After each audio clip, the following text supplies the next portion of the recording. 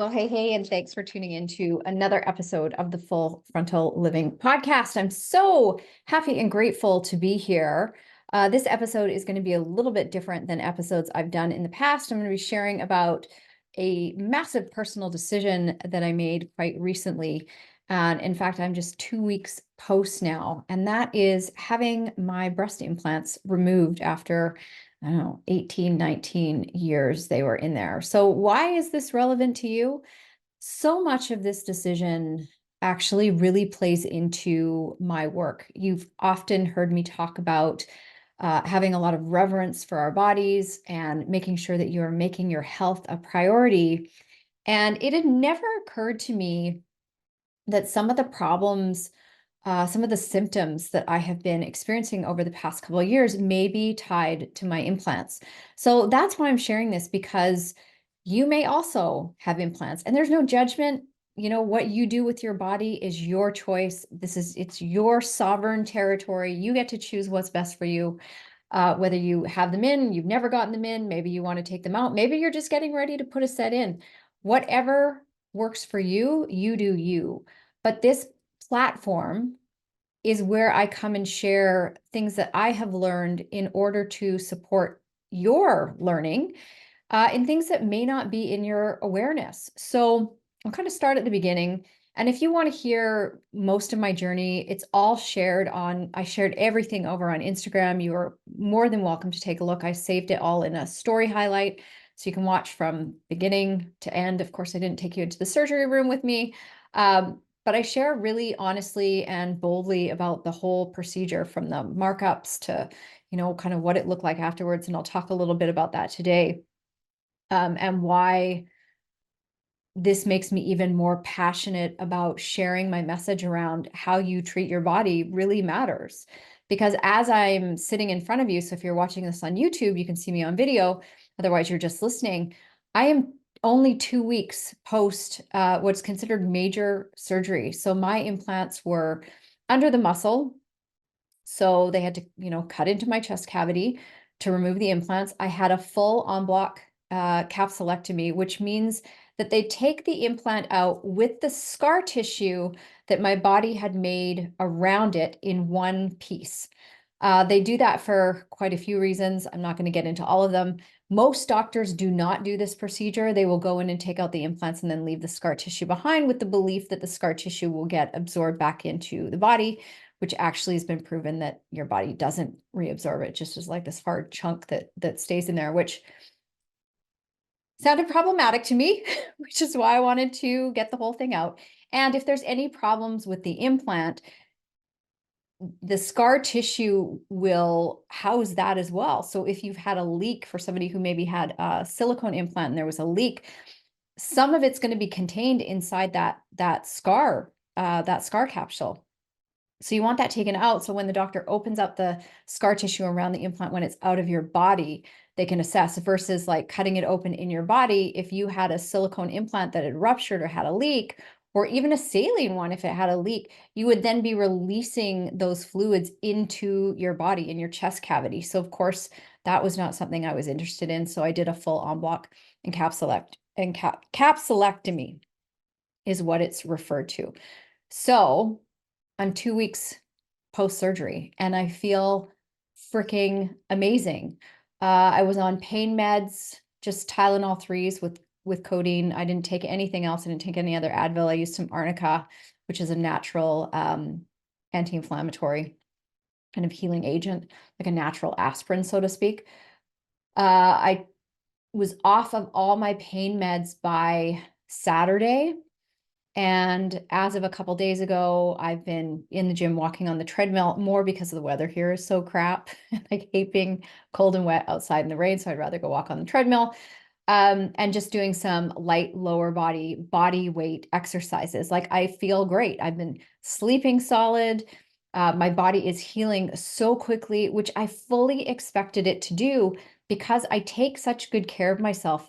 Your body is designed to heal. When you break your arm, it's going to mend itself. If you cut yourself, your body is going to heal itself. Our bodies are designed to do this. And somewhere along the line, so many of us have lost faith in our body's ability to heal, which of course many of you have because of how you treat your body. So if you're putting garbage food in your body, you're never moving it, you're thinking garbage thoughts about it, you're constantly beating up on yourself, you're not creating an environment for your body to thrive. And I do my best every single day to create an environment for my body to really thrive in. So when I need it to show up for me, which that's a whole other, probably do a whole other episode on that, it always does.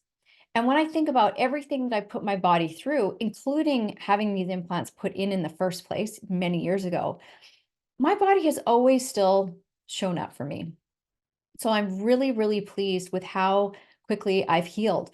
Also, it was amazing, not having a lot of use of my arms. I still have very limited range of motion, but everything feels good. I feel tight across my chest, but other than that, everything feels really good.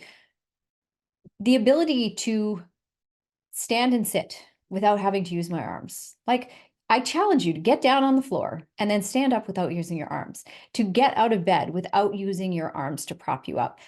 We use our arms for so many things. And when you don't have use of your arms, can you move yourself around the world? Can you, not even around the world, right? Can you get yourself on and off of the toilet by yourself? So these are things you may want to start thinking about, because regard implants or not, life is going to throw things at you. And the healthier you are, the more equipped your body is going to be to handle whatever is thrown at you. So this is just kind of a cautionary tale, so to speak, for you to consider where you might want to start showing up a little bit better for your health and well-being, because it really does play a factor in your quality of life in the future. And that's what I want you to think about, is the future version of yourself. Are you treating yourself today in a way that will benefit that future version of yourself? And I've talked about this many times before. Take care of yourself. You only get one body. And that's part of why I wanted to do this podcast as well, is because in making the decision to take out my implants, and listen, most of you, if you met me, wouldn't even know I had implants. After having kids when I was really young, I was like an A cup. I'm going to get really personal with you guys here. I was an A cup.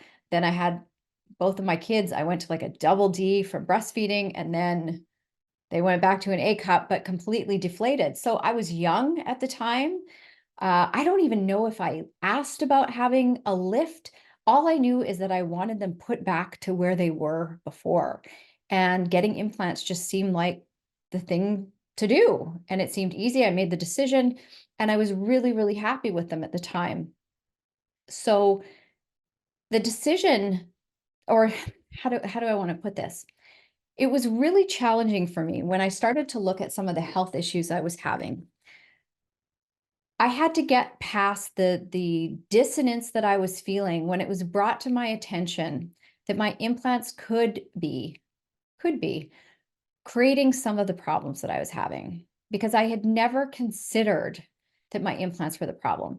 So this is part of what I want to talk about today, is kind of giving you guys the rundown of breast implant illness, which I'm going to be honest, many doctors do not even recognize as a thing. And in fact, if a woman brings it up to her doctor that it might be her implants, she is often dismissed, and that couldn't possibly be the case. So I'm going to let you guys do your own research on that. There's a website that you can go to called healingbreastimplantillness.com. I'm going to give you some of the symptoms, but please, by all means, go check out this website. They also have a Facebook page with thousands and thousands of women sharing their stories around being really, really sick, having their implants taken out, and their health returning slowly but surely. So where did this start for me? Over the years, obviously, as an aging woman, hormones become a thing. And my hormones have been up, down, and sideways. And it was brought to my attention by one of my practitioners. And I'll never forget this.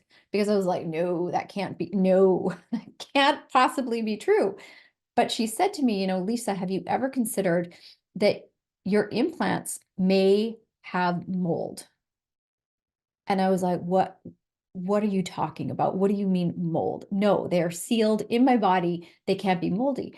And she said, well, if they weren't sealed properly, they could be developing mold. And if there's mold in your body, that could throw out your hormones. It could also cause a whole lot of other problems. And I was I was like, nope, nope, that can't be the thing, because I was attached. I was attached to having my implants. Like the thought of having to take them out, major surgery, I wouldn't be able to work out, all these things. So this wasn't a decision that I made overnight. I really sat with it for a significant amount of time.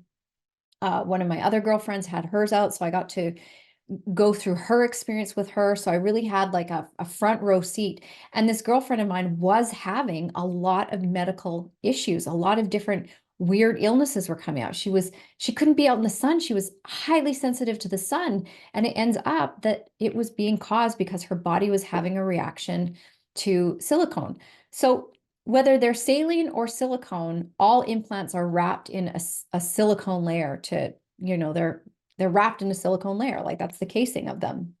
And some people's bodies don't respond well to them. There's a reason why there is no safe limit on how much silicone can be injected into any body. Yet implants are still a legal thing to do, although they do now come with a black box warning, which many women are unaware of. So let me just run down some of the basic symptoms, and then you can head over to this website and you can look at all the others. Obviously, there's a ton of crossover. So this is really meant to just be informative. If you have had symptoms that you have been chasing for a really long time and nobody can figure out what's going on with you. I have another client who years and years ago, we worked together. We haven't worked together for decades. And she reached out to me to let me know that she'd been suffering with rheumatoid arthritis. She had all these different symptoms. And then she discovered it might be her implants. She got her implants out and her symptoms have significantly decreased and she's feeling much better, but it's taken a long time. And nobody put, one and one together that it could be her implants causing this illness. So it's really on us ladies to pay attention to our symptoms, to advocate for ourselves, and also take responsibility for the choices that we made and the consequences of those choices. It would be really easy for me to go back in time and beat up on that old version of myself, but what would be the point of that? I don't think that there's anybody out there, me included, that hasn't made choices that you kind of shake your head at as you're older in life. And keeping ourselves trapped in feeling bad about a decision that we made when we didn't, we were just making the best decision we could at the time. Like that young 30-year-old version of me was just, she just wanted to look and feel good. She hadn't done this inner work. She had no idea she was operating in this kind of matrix of what she thought was true. I had no idea. I hadn't even met myself yet, to put it bluntly. So I was just making decisions based on, well, this is what I think I need to do because this is what's going to look best. So there is no point in beating up on that version of myself. Now, if I could go back in time, if you're thinking, well, Lisa, I'm still holding myself hostage to choices that I made when I was younger, whether it's a divorce, whether it's implants, it could be there's a million different things here that it could be. What would you like to go back in time and tell yourself? And I've had clients write letters to previous versions of themselves, just expressing thoughts about like, hey, if I could go back in time, this is what I would have told you. And this is what I need you to know. What do you need your younger version of yourself to know about that decision that she made? If you were talking to her as a loving, kind parent, best friend, whatever it will be, what do you need to say to yourself to forgive yourself for some of these choices that maybe didn't support how you want to be feeling today, or didn't support the future version of yourself that you didn't even know was possible? There's so much freedom when we can grieve those old versions of ourselves. And I had to grieve the woman who made that choice. Because, ironically, when I made that choice, I think part of me was trying to avoid the scarring of just getting like a lift at the time. I don't even know if I can't even remember if I looked at that as an option, but I knew that a lift would come with scars. So in avoiding that, I never even asked the question of like, well, how do we get these out once they're in? And do they need to come out? So, full circle moment, because now here I am in my 50s, and the scars that I was avoiding in my 30s, I'm now having to be with. And the scars are a visual representation of choices that I made from that 30-year-old version of myself. And like I said, she was just doing the best she could. And I have so much love and grace for myself and that part of me. So I really encourage you to look back at your past. Where are you still holding yourself hostage? Where are you beating yourself up for choices that you made when you didn't know any different and you really were making the best choices for you? And then how can you step into an empowered place today and say, okay, well, what choice do I need to make now? Like, it wouldn't have served me to stomp my feet and beat myself up. Like, why did I do this? Why did I do this to my body? Like, I had to grieve the part of me that believed that I needed to do that to my body back then to look and feel good. Because, what I love so much about having, now that I'm on the other side of the surgery and I didn't know that this was going to be a benefit of it, I've never felt so whole in my body. I've never felt so at home. To be able to touch myself and not feel anything foreign in my body is really cool, because I could feel the implants. I could feel the ripple because I don't carry a lot of body fat, so I could actually feel them inside my body. So to be able to touch my body now and not feel them is really amazing. To feel like I have all of me the way it's supposed to be here is really cool. You'll even notice, like right now, if you've seen me on socials, I've got my extensions out. So I'm rocking my shorter, very fine hair. I don't know if I will keep my extensions out forever, because ever since I was a little girl, I've always wanted long hair. I put extensions in because it feeds that like little girl, want to be a mermaid version of me. But I love both. I love having my extensions in, and I'm really enjoying having them out and having my kind of fun, flirty, shorter hair. So this is the season of really embracing all parts of me at a whole new level. And even for the scarring, that's going to fade over time, and it doesn't matter. One of my clients said to me, and I thought that this was so beautiful, is that, Lisa, your breasts are the least interesting thing about you. And at 51, I really just don't care. So, I got perky little A cups now. When I had my implants taken out, I also did a lift at the same time. I didn't want to go back for surgery again. So I was just like, let's just put them back to where they started. So it's like a full circle moment. The scars will fade over time. And of course, I'm sitting in front of red light therapy, and I'm seeing a massage therapist for lymphatic drainage, which is also going to help with my healing as well. So doing all the things to heal myself. So consider that. What decisions have you made in your past that you might need to go back and forgive yourself for and step into responsibility for today? With health and well-being as, one of my top values, and knowing that they could be making me sick. There was no proof, but knowing that they could be making me sick, it really became a no-brainer that they needed to come out. But it did take me a bit to cross that line and to make the decision. And leading up to surgery, I was nervous. Am I doing the right thing? Once they put you under, there's no coming back, right? Like, I knew that this was going to be a one and done for me. So I did a lot of work prior to surgery to make sure that I was going to feel whole and happy and okay with whatever version was on the other side. So I have had a few moments post when I really saw the scars for the first time. I was like, whoa, I did not expect them to be so long and so big. But again, like, over time, they're going to heal and they're going to fade, and nobody's going to notice. And they are the least interesting thing about me. So that's really all I have to say about that. So I'm going to give you, like I said, head over to Instagram. It's saved in my highlights reels, in my story. If you want to watch my journey, I put up pictures of what the implants look like when they came out with the scar tissue, the capsule around them, what they look like once the doctor cut the implants out. they were fine. They were completely intact. There was no mold. There was nothing. Everything came back negative, which was really, really awesome to hear. And it was still the right decision to take them out for me.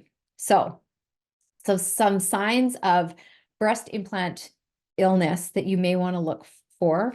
And again, some of these are really general, but I've even had problems with like my memory. And this is partly tied to hormones too. When certain hormone levels drop, when estrogen levels drop, you tend to forget like your words. You lose your words. I lose my words sometimes. It's crazy. Anyways, so it can be fatigue, cognitive problems, headache, joint pain, hair loss, constant infection, swollen lymph nodes, rashes, IBS, thyroid issue, adrenal issues, and autoimmune symptoms. So this is just a very short list. Again, you can go to healingbreastimplantillness.com to do your research, and you can go into the Facebook group. Just because doctors don't believe that it's a thing, I kind of look to the evidence of how many women have taken out their implants and have realized like that was the problem. Their skin has changed, their hair has changed. I'm very curious to see over the next year or so what kind of changes I see, because I have gone through a lot of hair loss. I've gone through so many hormonal ups and downs. Over the years, I've had problems with my adrenals through burnout, but I wonder how much those foreign objects being in my body also contributed to those symptoms. Who knows? What I do know is that as humans, we really, really struggle to look at choices we've made and recognize that, oh, that choice might be the reason why I'm feeling the way I am today. And we've seen this, I mean, over the past 3 years. We don't know what some of the long-term symptoms of choices that we've made or had made for us are going to result in. And unless we're willing to say, well, what if this is being caused from this? Unless we're willing to take responsibility for at least being curious about it and questioning, so many people are going to stay sick. So many women are staying sick because they're not recognizing it could be their implants, or they're so attached to their body looking a certain way that they refuse to believe that this could be part of the problem. So there are so many women walking around with implants. It would probably amaze you to know how many. I remember when my original surgeon brought out books for me to see before and afters, and he brought out books that were like, I don't know, 8 inches thick of before and afters of women who had gotten in implants. And that was one surgeon. And there are thousands and thousands of surgeons that put in implants on a day-to-day basis. It's a very, very common surgery. So lots of different kind of talking points within this episode, from really making sure that you are caring for your body in a way that, if you get sick, you're going to recover super quickly. I mean, you cannot give yourself a greater gift than the gift of health. And the confidence that comes from knowing, like, obviously I'm not bulletproof, I'm not crazy, I'm not bulletproof, but knowing that I was going to heal so quickly after this surgery. So they say typically 4 to 6 weeks before you can get back to any type of exercise. I don't expect that to be true for me. So I'm not going to be picking up any weights with my arms anytime soon, but I definitely expect to be back in the gym, training legs, probably, I've already started doing light stuff. I'll get the official sign off from my doctor on Thursday, but I'd like to be back to training legs, 2-3 times a week, and heavier within the next, I think by 3 weeks should be ample time. I know my body. I feel very strong. I feel very, very confident, and everything feels really good. So we'll see. I'm not going to be an idiot. I'm going to wait for my doctor to sign off on it. And I am very good at tuning in and listening to my body. So take care of you. You take care of your body will take care of you. And I guarantee you, your body's been taking care of you all along. So even when I wasn't taking care of my body was still taking care of me. And the capsules around the implants are physical evidence of that. Like, think about that. Immediately upon something foreign going into your body decides we need to protect her. or you from this thing. And it literally created a coating around the implants to protect my body from the foreign object that I had chosen to put into it. So think about that. And think about how many choices you make in a day where you're not really looking out for your body. Your body is still working for you. So you really have to flip around this mindset. If you're working from a place of your body's letting you down because it doesn't look a certain way, or it doesn't act a certain way, or it doesn't, your butt's not a certain shape. Is your body letting you down, or are you letting your body down by the words you're saying to it, by the food you're ingesting, by the lack of movement that you're giving it? Are you really showing up for it like it is your most prized possession? Like it is the most valuable thing you own? Because trust me, it is. Because without it, you don't get to be on this planet at all. Right? So that was number one. Number two was looking back at previous versions of yourself. Where are you still carrying around maybe resentment, frustration for choices that you made back in the day when you didn't know any better? Where can you go back and have a conversation with that younger version of yourself? Tell her what she needs to know. Like if I could go back in time, I would tell that younger version of myself, like, you're gorgeous. Like, let it go. It doesn't matter. Give your boobs some time. They will come back. And you know what? I could have made a different decision, but we don't need to put a foreign object in my body. Now, having said that, I don't have any regrets that I did it either. So I'm not going to beat up on that version of myself. The point is, where can you go back in time? What do you need to release, let go, forgive yourself for that is still holding you hostage today? Okay. So grieve those previous versions of yourself, and celebrate those previous versions of yourself as well, because I truly believe every choice we make in life leads us to where we are today, and it weaves this beautiful fabric that makes up our entire life story. And I'm so grateful for all the stories in my life. It's part of what allows me to coach in the way I coach. It's what allows me to come onto the podcast and share these stories and help you in your own healing journey. Okay. And then the third thing, and the really the biggest thing, was if you do have implants, please make sure you go check out healingbreastimplantillness.com. Take a look through some of the symptoms that are consistently reported by women. Some other things are premature aging of your skin, weight problems. So weight problems can be caused from your implants, dry eyes and a decline in vision. I'm really curious to see if my eyesight gets better, because I've had a lot of chronic dry eyes over the past couple of years, liver problems, kidney, gallbladder problems, pancreatitis, depression, anxiety, panic attacks, food intolerances, heart palpitations, like autoimmune diseases such as Hashimoto's and Addison's, Graves' disease, rheumatoid arthritis, lupus. The list just goes on and on and on and on. So if you are listening to this podcast or watching me on YouTube and you have implants and you have been experiencing some of these symptoms and you haven't been able to get a resolution, you may want to consider having your implants removed. It's up to you, but you may want to consider it for the benefit of your health. And I think as we get older, our bodies aren't necessarily as resilient as they were in our 20s in terms of handling foreign invaders. So this is why you've got to constantly stay on top of taking care of your health. All right, so that's a lot in this one episode. If one person listens to this and hears some of these symptoms or goes and explores, and it makes them feel better, that's what I'm here for. That's why I shared this journey. So, and again, if you want to see the whole thing, just head over to Instagram and check out my story highlights, and it's all there for you to see. So here's to living our best lives. We are rounding the corner soon. We are going to say goodbye to 2023. I'm going to do a podcast episode on how you can wrap up your 2023 and set the tone for an extraordinary 2024. I don't know about you, but this year was something else. It was the worst of times. It was the best of times. Like this 2023 really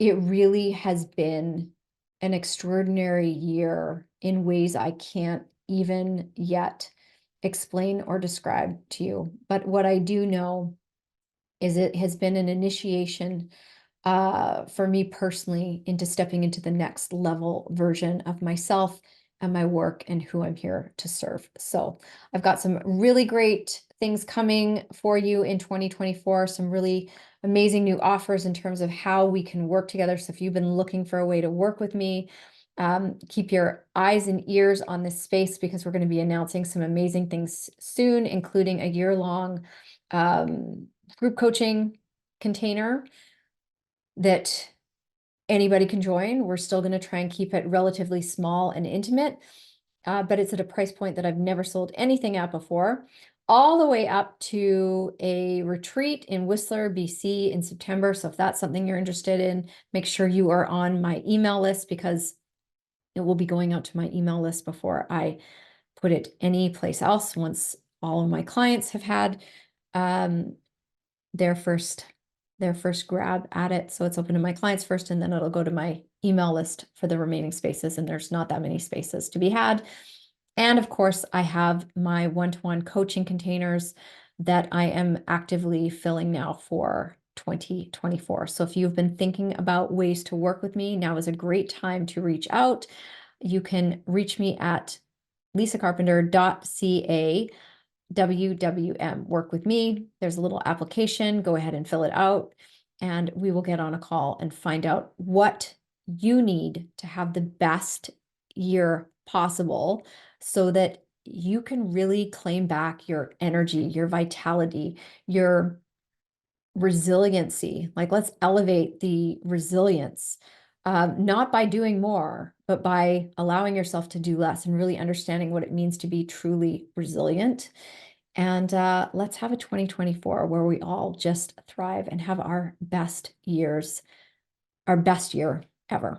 And I've never really said that, because I want every year to be the best year. But I truly believe that 2024 is going to hold something very, very special for each and every one of you. And I would love to be part of that journey.